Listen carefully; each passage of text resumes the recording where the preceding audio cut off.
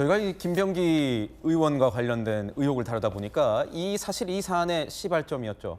김경시 의원의 공천 받은 내용, 이 내용도 저희가 좀 다뤘어야 되는데 너무 안 다룬 것 같아서 하나 좀 짚어보고 가려고 합니다. 2022년 민주당 지방선거 공천 당시에 무슨 일이 있었는지 여전히 미스터리 아니겠습니까?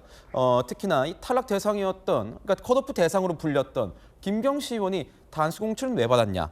자, 오늘 한 매체에 이렇게 나왔습니다. 김병기 의원이 최근 주변에 당시에 강선우 의원이 말을 바꿨다. 그래서 문제가 없는 줄 알고 공천을 준 것이다. 그러니까 그 다음 언젠가 재차 확인을 한 번 했는데 이 사실관계, 돈이 왔다 갔다 한 사실관계가 있느냐 하니까 강선우 의원이 그런 일이 없었다면서 말을 바꿨다.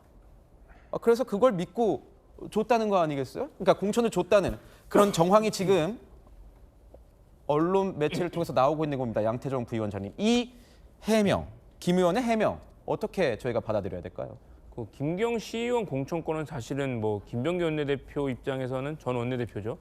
좀 약간 억울할 것 같습니다. 약간 유탄을 맞은 거거든요. 사실 본인이 김경시 의원 뭐 강서구 관할이라서 뭐 본인이 관여할 수 있는 것도 아니고 뭐 본인이 돈을 받은 것도 아니고 그냥 강선우 의원한테 얘기를 들었는데 그걸 마치 이제 근데 나중에 확인했더니 다 돈을 돌려줬다고도 하고 실제로 강선우 의원이 이제 어제 페이스북에 올린 해명에 봐서 그 돈을 뭐 바로 돌려줬다. 바로 돌려줬고 문제가 없다라고 얘기를 했어요. 사실 그렇기 때문에 김경시 의원의 공천권은 사실 이거는 뭐 강선우 의원이 이거 어떻게 처리를 했는지에 대해서 수사를 해야 될 문제지 사실 김병기 원내대표가 이거에 관여했다는 거는 좀 무리한 해석이라고 생각을 합니다. 오히려 그러니까 아마 근데 왜 저도 의아하게 합니다. 왜 이걸 단수 공천을 뒀는지 이런 문제가 있는 사람이고 당시에 굉장히 이분이 부동산 재테크를 정말 잘하신 분인지 원래 뭐 받은 게 많으신 분인지 모르겠지만 당시 뭐 주택이 5채가 있었는데 정리를 하고 해도 2채가 남았는데도 결국 공천이 단수 공천이 됐다는 거잖아요.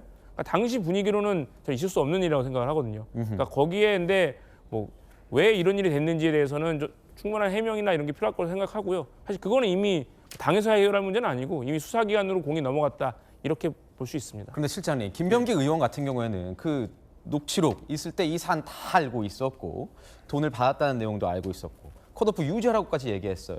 그리고 당시에 그냥 뭐 의원이면 또 모르겠습니다. 의원이어도 말이 안 되는데 공관위의 간사였어요. 그럼요. 제일 방어권이 셌다는 거 아니겠습니까? 그런데 그 다음날 확인을 해서 강서 의원이 그런 일이 없었다며 말을 바꿔서 그런 줄 알고 공천을 줬다. 이게 지금 밝혀진 언론 매체에 나온 그 당시의 정황 아니겠습니까? 설명하고 있는. 만약에 그 말을 그대로 믿는다고 한다면 제가 볼 때 지나가는 초등학생도 저는 그렇게 생각을 안 할 것 같아요. 왜냐하면 녹취록 다 파일 나왔지 않습니까? 생생하게 목소리가 있잖아요. 거기에 얼마나 막 닥달합니까? 그 돈을 왜 받았어요? 그리고 그걸 왜 나한테 이야기를 해요? 나도 지금 큰일 났습니다. 빨리 돌려주세요. 그리고 컷오프 유지해야 됩니다. 계속 이야기하는 거 아닙니까? 차라리 감옥 가겠다고 하세요. 이런 이야기도 나와요. 그러니까 모든 사실을 다 알면서 그것도 재차 불러서 녹음한 거기 때문에 이미 사실을 1억 돈을 받았다는 걸 알고 있었던 것에 대해서 심각한 둘이 상의를 했던 거 아니겠습니까?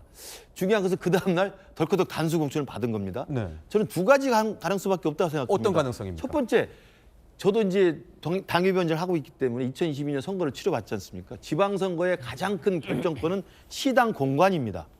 양당이 똑같아요. 시당 공관인데 대부분 공관위원장은 외부 인사를 모셔옵니다. 얼굴 마담으로 적당한 분을 모셔와요. 시당 공관위의 그 수많은 시의원, 구의원 공천은 시당 공관위 간사가 현역 의원이 해요. 네. 김병기 의원이 했던 것처럼 공관위 간사가 공관위원들 분위기 잡고 자료 잡아서 꽝꽝꽝 하는 겁니다.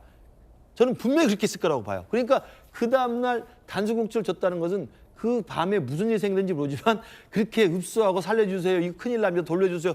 했던 두 분이 두 가지 중에 하나죠. 그냥 두 분이 다시 합의한 거예요. 그냥 줍시다. 그건 뭐냐면 돈을 받아서 나눴든지 아니면 돈을 받고도 어떻게 할 수 없었다고 생각했던 건지 그냥 줍시다로 합의를 봤던 가능성이 하나 있고요. 두 번째로는 더 놀라운 가능성입니다만 그 밤 사이에 당시 이재명 대표가 있지 않습니까? 네. 더 높은 곳에서 지시가 내려왔을 가능성도 있죠. 윗선에 어떤 개입이 있었을 수 있다. 그렇죠. 왜냐하면 시당 공관위 간사는 그 당시 2022년 지방선거에 시당의 시의원 구의원에는 아주 핵심 당직자입니다만 그 위에 당 대표도 있고 제가 알기로는 그때는 아마 비대위 체제였을 겁니다. 비대위원도 있고 비대위원장도 있고 또 비대위 체제로 물러서 있었지만 그 전에 직전에 대통령 후보를 했던 이재명 전 대표도 있잖아요. 저는 이런 분이 내려왔을 가능성도 저는 충분히 배제할 수 없다고 생각합니다. 그렇지 않고서야 저렇게 난리를 치고 그 다음날 어떻게 떡하니 단수공천을 줍니까? 저는 그래서 그 두 가지 가능성이다. 둘이 떠들면서 녹음은 했지만 결국 밤사이에 합의를 해서 그냥 줍시다. 그냥 줍시다 했을 것도 가장 큰 가능성은 김경시 의원의 협박입니다. 돈을 준 사람은 협박할 가능성이 생기거든요. 또 협박을 했기 때문에 와서 항의를 한 거 아니겠어요? 그러니까 협박에 눌려서 합의를 했거나 아니면 더 윗선에서의 또 다른 외압이 있지 않았을 거라는 합리적 생각을 저는 해봅니다. 김 의원님. 그러니까 이런 얘기들이 나오는 건 추측들이 계속 나오는 이유는 지금 아직 뭐 사실관계 따져볼 초기 단계이긴 하지만 제대로 이 당사자들이 밝히고 있지 않기 때문에 그런 거 아니겠어요? 그런 점이 없지 않죠. 다만 이제 김병기 원내대표하고 그 강선 의원 사이의 그 대화 녹취록 그거 한 30여 분 된다고 하는데 30분 정도 된다고 하죠. 그 내용에서는 김병기 원내대표는 명확하게 빨리 돌려줘야 된다 뭐 이런 얘기를 해요. 그런데 그러고 나서 이후 밤사이부터 단수공천 확정 발표 때까지가 구멍입니다. 사실은. 그 부분이 소명이 안 되고 있어요. 그렇게까지 했으면 저도 어제도 지난번에도 말씀드렸죠. 그제였나요? 네. 벌써 작년이 됐네요. 네. 그런데 공천을 정확하게 배제를 해야 된다. 김경 후보에 대해서는. 그리고 그런 그 돈 문제가 불거지지 않았다 하더라도 이미 당시에 부적격이에요. 다른 후보들도 있었고 경선을 시키던지 적어도 만약에 이 사람 자질이 아깝다고 하면 뭐 다주택자 문제가 상당히 심각했고 배제하자는 게 그 주된 기류였는데 네. 그럼에도 불구하고 단수 공천을 줬다? 그런데 이게 설명이 안 됩니다, 사실은.